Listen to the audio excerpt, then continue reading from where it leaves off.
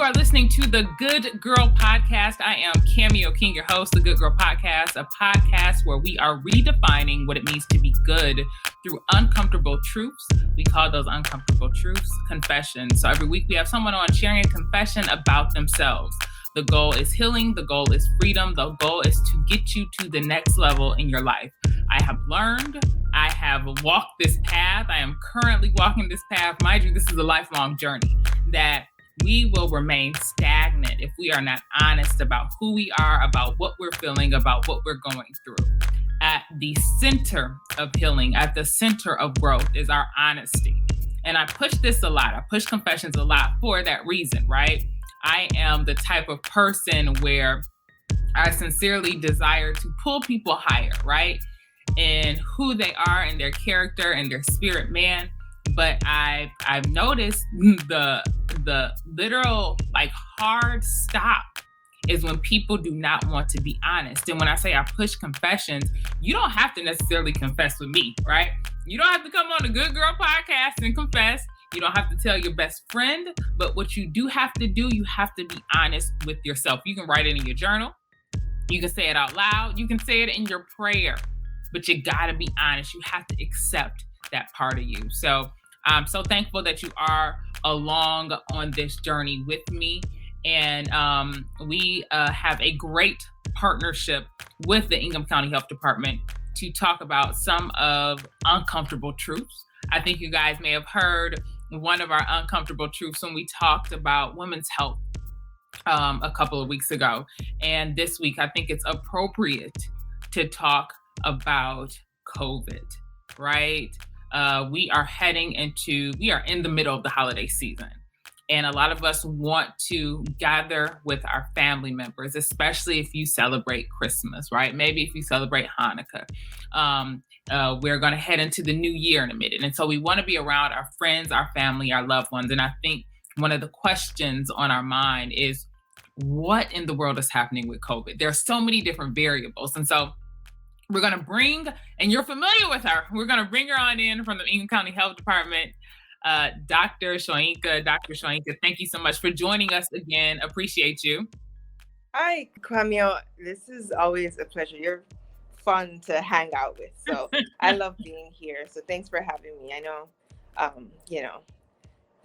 we're talking about some tough stuff today, but I love the way you put it. We've got to be honest with ourselves.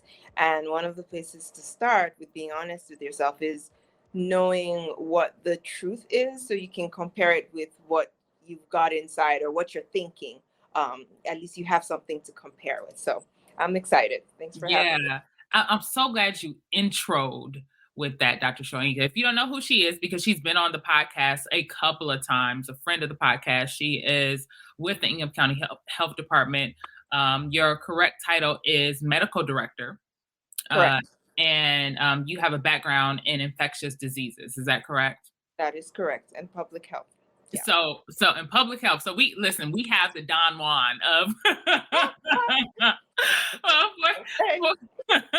for this conversation. And so I love how you started it. We have to know what the truth is and then allow that truth to help us make decisions, right? I think there's a lot of misinformation, and it continues to circulate. Misinformation about what we should do, what is happening with the numbers, and even just how we feel, because we've been in COVID for a minute. And I think some of us have just gotten used to we've been in this for 2 years, so it's fine. Right. But is that the truth? Are we really, are we seeing improvements from when we started? Okay, so the truth is, improvement is relative. Okay. I will say, though, that we're not where we were when we started, right? We're not in a place where we have no idea. So think about where we were in March 2020, where it was oh my God, we have to shut down. There's this new virus that was detected in China. We don't know what it's going to do. We don't know where it came from. We don't know. We don't have any treatment for it. We don't even know what the illness looks like. And by the way, we don't even have enough to test for it, right? To moving to, by the summer, summer 2020 rather, we had more testing devices. We were able to detect more people to even know who's positive, who isn't. And from there, we could figure out, who needs to isolate. How do we, what prevention measures? Think about in March 2020, I was one of the people who was saying, no, we don't need to wear a mask. The Mhm. information we have says that we don't necessarily need a mask right now. And then that changed based on more information to the point where now I can say that, masks really work. There's good data to show what masks do in prevention of COVID-19.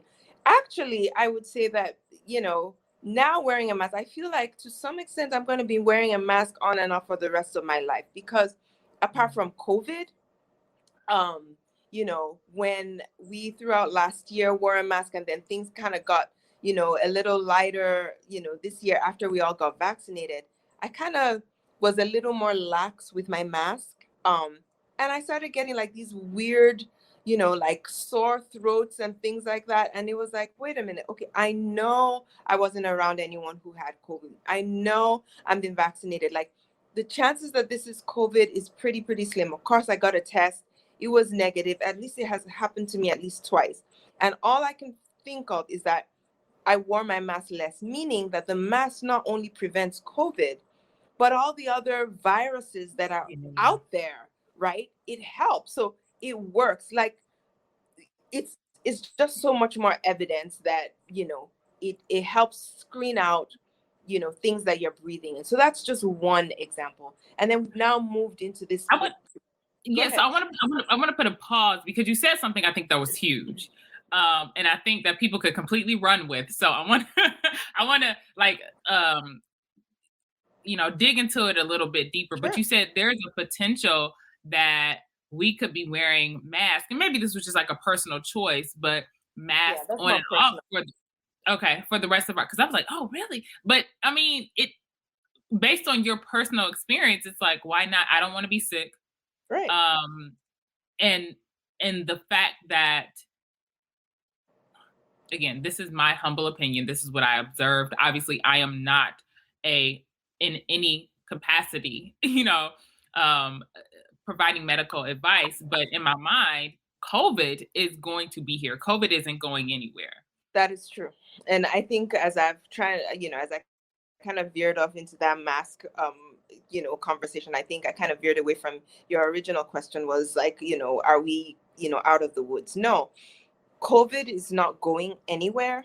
COVID-19 is not going anywhere. Again, we've had coronaviruses that have caused common cold since, you know, the beginning of time. Like coronaviruses have been around for a while. This is a new one, and it doesn't seem like it's going anywhere. What we do know right now is that we've come to a place where it's no longer a pandemic, or we're moving to a place where it's no longer a pandemic, and we're at a place where it is endemic, right? So, Meaning that oh, go ahead, because I'm like, so I got a couple questions, and I'm sorry to cut you off. oh, well, that's Dr. fine. So when I use the word endemic, it means that it's, it's in the community, it's everywhere, anyone can get it, but the effects of it,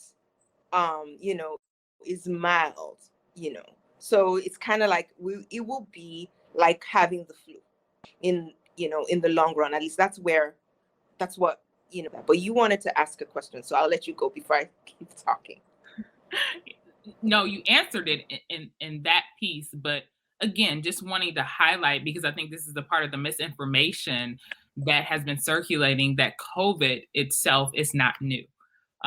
It is something that has been around, like you said, since the It's the beginning of. coronavirus, the family that COVID belongs to, Mhm. the family of viruses. It's like COVID is new, like a new kid on the block, like a new child in that family.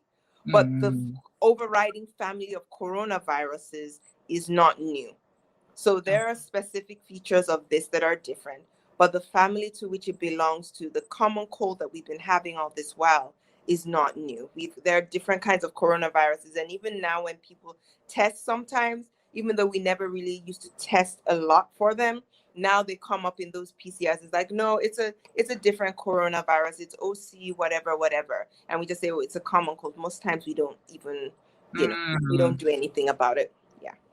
Okay. So it's like I could have had corona 5 years ago, but it was classified as a common cold because Exactly. it hasn't evolved. Okay. The virus, coronavirus has always been around, but we just called it the common cold. Not that we didn't know that that's what it was. We just didn't talk about it a lot in the context of it. Like, people who doctors or scientists are already knew about, the different type of coronaviruses. It's just that we're talking about it more so and trying to, help people understand that the common cold was always caused by some kind of virus, and maybe a few other types. Does that make sense? It makes total sense. It makes total sense. And so I think a lot of people now are like, I don't know how far we are through the Greek alphabet when it comes to the different. Crazy, right? Right. I think we're on Omicron, right? I've heard some people call it Omarion in reference to an R&B singer, but but I know I started off with, is Corona like here to stay? And your response was like, it's been here. So yes, it's here to stay. But in terms of a virus evolving and developing and in a sense becoming smarter, is that what we're seeing? Is that what's going to happen? Yeah. So, like I said, we're trying to get to a place where this particular coronavirus, SARS-CoV-2, right, which causes the COVID-19 infection, is something that, will be around, but won't cause severe illness and death as it has, as we have, progressed through this pandemic, right? And the only way that we can do that is by having as many people employ all the prevention measures that we have in place. So I talked a little bit about masking. Those were the first things that we figured out, right? Hand hygiene, social distancing. And then, of course, the biggest, most effective thing in all of those strategies has been vaccination, right? And the more people that are vaccinated, the less amount of infection we have. The more people that are vaccinated, the less number of people get infected, the less number of people have severe illness and death, and the less it reduces the number of people who, even when they're positive, are spreading significant amount of virus to other people. So think about if I'm fully vaccinated, if I do get COVID, my symptoms will be mild, right? They will not be severe like someone else's who is not vaccinated, right? And because of that, because I'm not holding a lot of virus I am not spreading a whole lot. So that's the benefit. Do viruses get smarter? What happens with the mutations is really when there's a high level of transmission, when there's a high number of of virus. I keep mixing up vaccine and virus. When there's a high amount of virus in the community, viruses interact with each other. I like to say they have sex with each other. And then they have babies that look kind of different. And then they exchange things and that's where the smarter thing comes. Wow. Right? Didn't know that. And then that's where that's a loose way of explaining it, but that's it. When the more they interact, the more they exchange minor features, because they all have, even though just like you and me, both of us are women, we're Black, right? But we still look kind of different, right? Same thing, the SARS, minor differences. So when they interact to proliferate, then they now start exchanging things, and then they develop different features and become smarter. It's kind of like a survival of the fittest kind of thing. Wow, that I had the slightest idea. I thank you for explaining it that way, and it kind of goes back to how we started. We have to have the truth, the factual information in terms of what's Right, really happening, and that will allow us to make informed decisions that are best for our individual selves, our family, and our communities. So right. thank you for that. And I know some of the solutions, again, that you've given already is masking, social distancing, obviously the continuing to wash your hands, but above all else, vaccinations. And I know there's still some hesitancy in certain Yeah, communities when it comes yeah. to uh, vaccination. And there have also been some, I don't know if you call it innovative, but now they're pills, right? That's a possibility. Can you talk about how that compares to vaccines? If I get it and I can just pop a pill and I'm like, oh nope, I'm good. Okay. How how So does that so compare? it's a good question. Um, it's that one of the pills that was made by Merck. I can never say the name right. Molnupiravir. I'm not saying it right. So just the pill that was made by Merck, which is Mhm. bad. I should be able to say it. But that pill has been authorized by the FDA. They just had a vote on it like last week, but the vote was pretty slim. And I have not heard anything recently about when it's going to come out and be available. The idea is that yes, it should be given to someone within like 5 days of infection for them to feel, to get better. There's still, there's another drug coming out similar to it by Pfizer, that is also coming out, and they're still looking at the data in terms of, how well it performs. Relatively, from the data that I've seen, vaccines still prove a lot better in terms of like percentage of how well they perform, are way better in preventing disease, or in, I mean, it's not exactly the same thing when I compare, because one is prevention and one is treatment. But Mm. yes, it will be a good option. Right now, apart from vaccines and apart from the pill, we do have another option for treatment, which is the monoclonal antibodies. And I don't know if I'm finding that a lot of people don't know about it. Monoclonal antibodies are given either by infusion, like an IV infusion. So it requires, some level of medical attention, or given like a subcutaneous injection.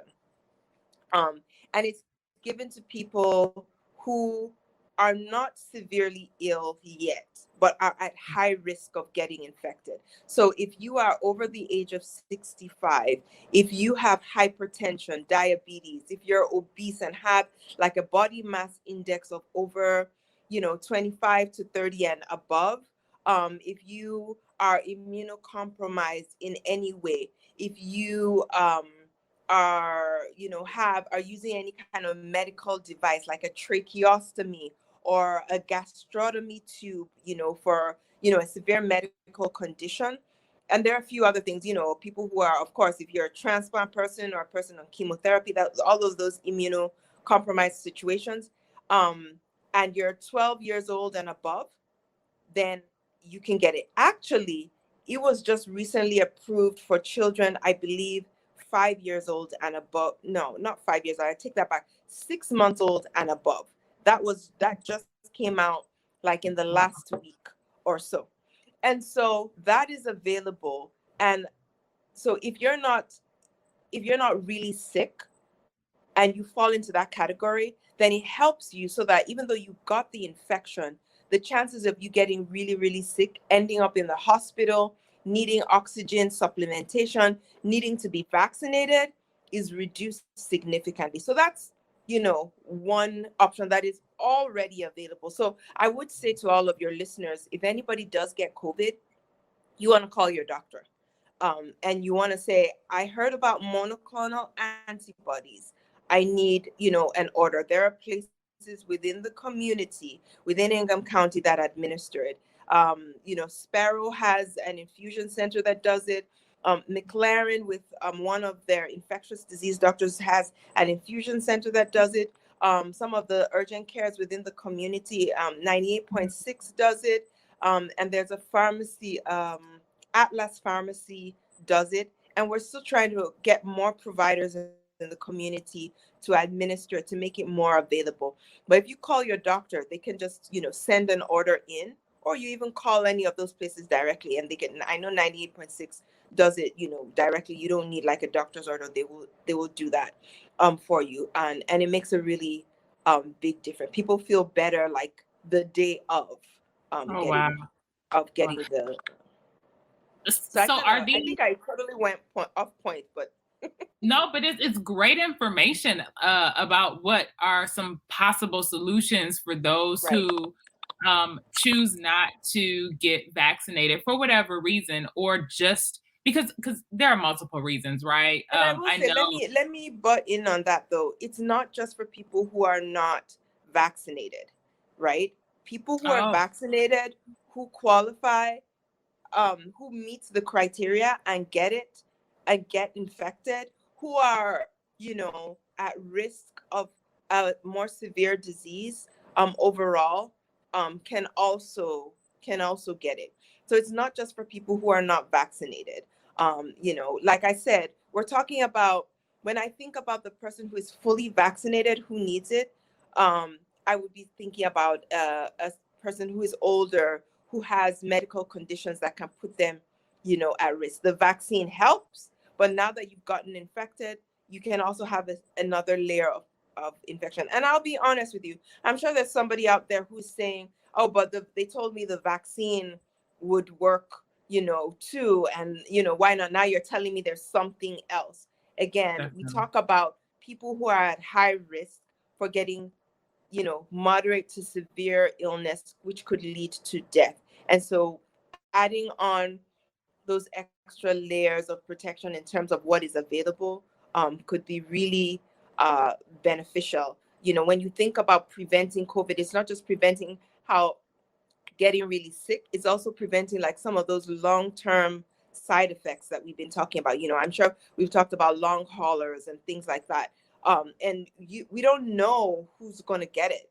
And so anything to make that illness, you not to get the illness at all, or anything that will make the illness as mild as possible, that will reduce your chances, is things that we should be, considering. And at least ask your doctor about it if you don't know. The same thing will apply for the pill too. Mhm. When it's available, it's not exclusively for people who, it's not an alternative for people who are for people who are not vaccinated.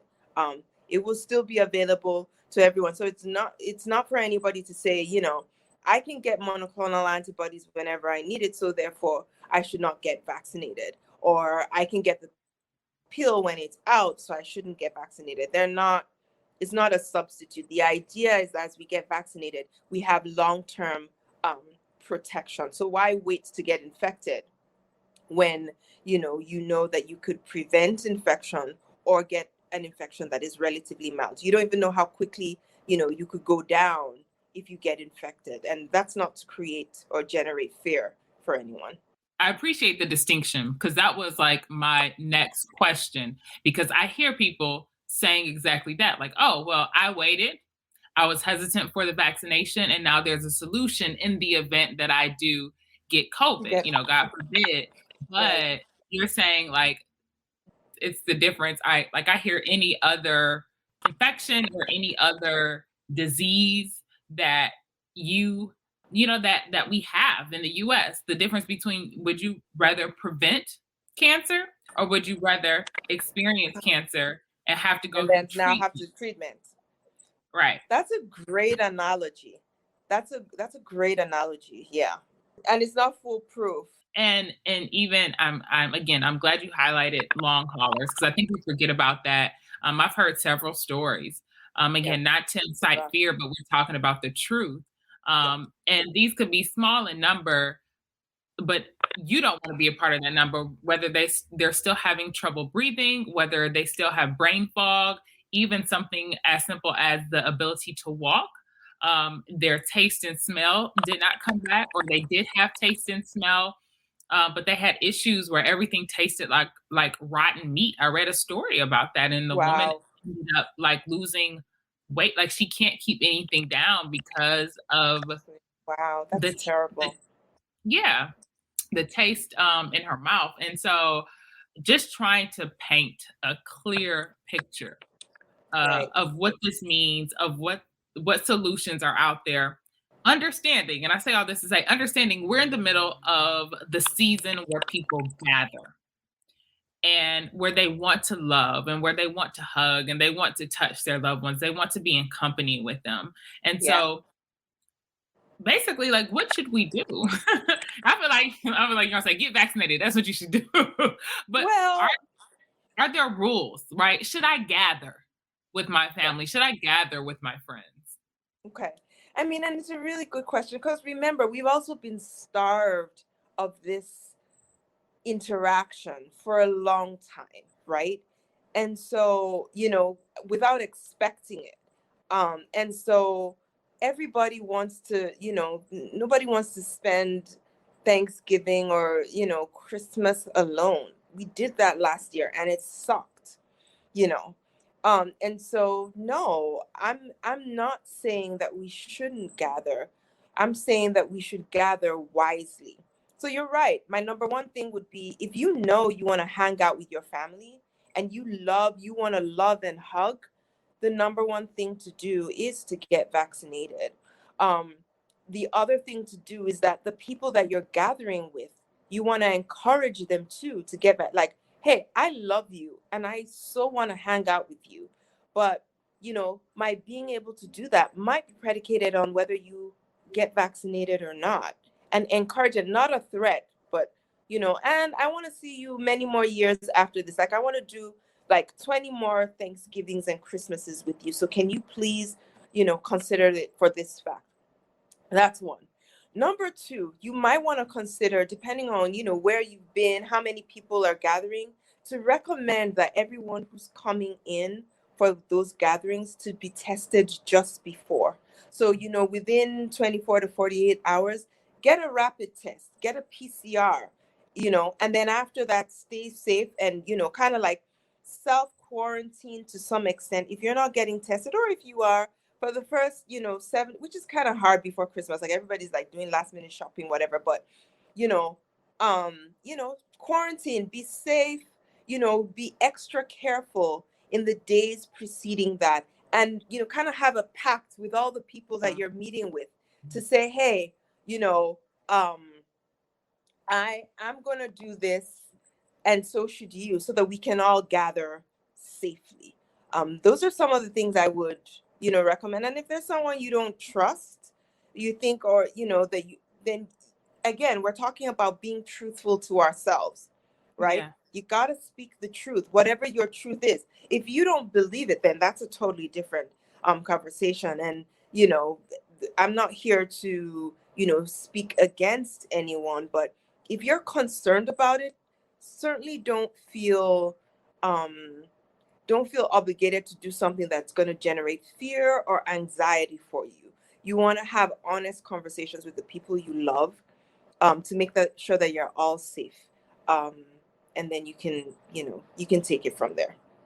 Yeah, I love how you emphasize honest and what's really on the table to talk about. Just being a part of different groups, whether it's on Facebook or just having different conversations. One of the, I think, underlying components of the hesitancy when it comes to the vaccine is the fact that there is a real fear, right, as to what this vaccine will do.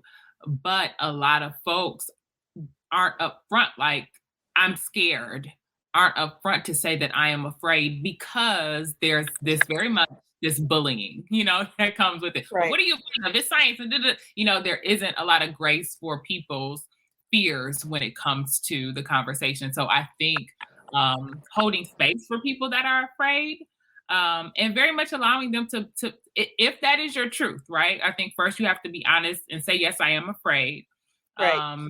And not hide behind some of these statistics or whatever it is, or whatever you feel like the truth is. One, being honest with that space, but then also on the other side, if I'm that family member, if I'm that friend, holding space for them. Right. You have to do things in your own timing, and it's okay to be afraid, right? Right. You It just gotta work is. through it. It's being honest. And sometimes when we speak out what we're afraid of and we have good conversations, if you hold it in, just generates more anxiety for you and more fear, whatever, for you as an individual, as opposed to, airing it out and then, letting someone, share that fear with you, or, debunk or say something that will alleviate some of that um, anxiety. So there's definitely benefit to talking talking about it and sharing your concerns. So what we'll do too moving forward, if you are in the Ingham County area and you have questions, or if you are interested in the vaccine or even booster information, I will make sure I include that on the show page as well as in the show notes. And so, Dr. Shoyinka, I thank you so much for your wisdom and just how candid you are when it comes to the COVID vaccine, and also just sharing more information. I learned a lot in this conversation. It is always a pleasure, and I hope that everyone who is listening has, a really good, loving, healthy holiday coming up, because that's we all need it. Yeah, It's needed. And thank you, Cameo, for also creating this space to have these honest conversations, which are really important. Of course, if anyone has more questions, I'm happy to be a resource and just help talk through some of those things about, like you said, about vaccines, about treatment modalities. And Cameo, you know where to find me. I definitely do. And we may actually go live, possibly, depending on what happens in the world between now and who knows when. I know, that's right. To get some of you guys' questions answered, because I like to believe I answer all the questions or I ask all the questions, but there may be some questions out there that we're missing. So again, thank you, Dr. Shoyinka, and thank you all for listening to the Good Girl Podcast. Hey, good family, really quick, I want to share something with you. Some of us did not make it to see the end of 2021. And therefore, we are grieving the loss of our friends, our family members, our loved ones, and even how things used to be.